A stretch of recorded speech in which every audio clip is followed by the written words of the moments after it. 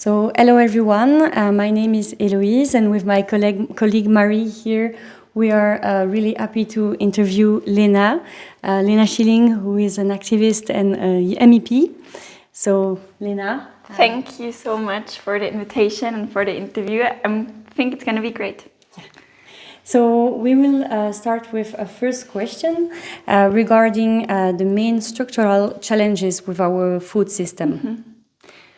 I think we have to always keep in mind that the food system is a systemic question and is interconnected with many other topics. So facing it, we have to remember it's not just about our health, the food or our bodies, it's also about the environment. It's also about how the planet, how we live on this planet. And I think with these questions in mind, I just want you to remember one number, 1/3. 1/3 of the food worldwide is wasted. While it's that much, the food sector is the one producing 1/3 of the global greenhouse gas emissions.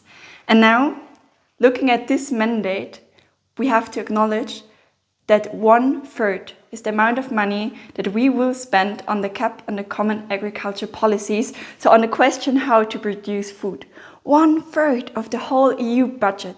So it's one of the biggest sectors, of the biggest questions, and there are so many interests behind that, from lobbies, from other organizations.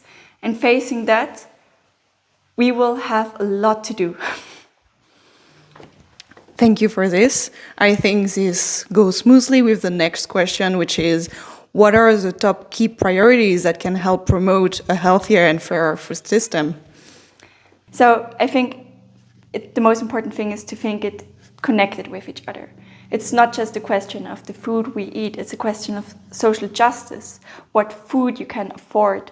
At the same time, it's a question like how it is produced for our environment, for the climate, and thinking all these fights together and connected, that will be my key priority, because otherwise we will always focus just on one side and leave everything else like behind, and then that's no sustainable solution. Mm-hmm.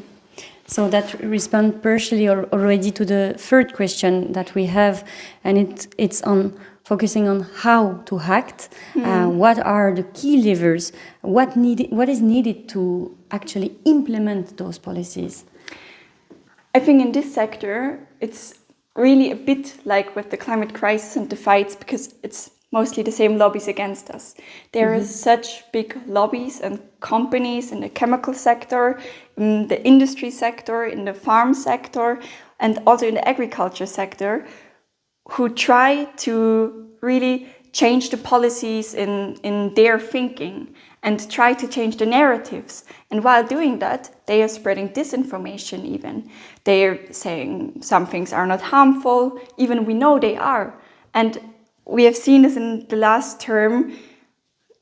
Best example is the nature restoration law, where a whole party starts telling lies about what's happening with our nature, with the farmers. They will be harmed with this and so on. Well, that's just not true. And it's so far that 6,000 scientists signed an open letter to them to stop that. So we really face like the science-based, just policy-based, progressive agenda against industry, lobbies and other interests. And to implement those, I think the progressive ones are the ones that should be in the lead, but with these majorities, it's going to be a hard fight. Mm-hmm. Okay, thank you. And we wanted to have, as a young MEP and also newly elected with this new parliament that is going to start, already starting, how do you envision your participation in the policy-making process? What I would love is to see that we are not just talking about young people, but talking with them. Now I'm sitting at the negotiation table mostly with old white men, and I want to change that.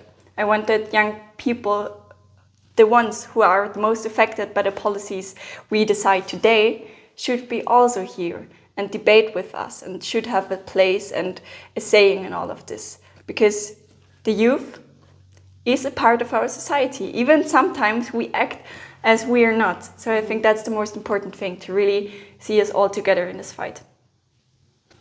Thank you. Really important.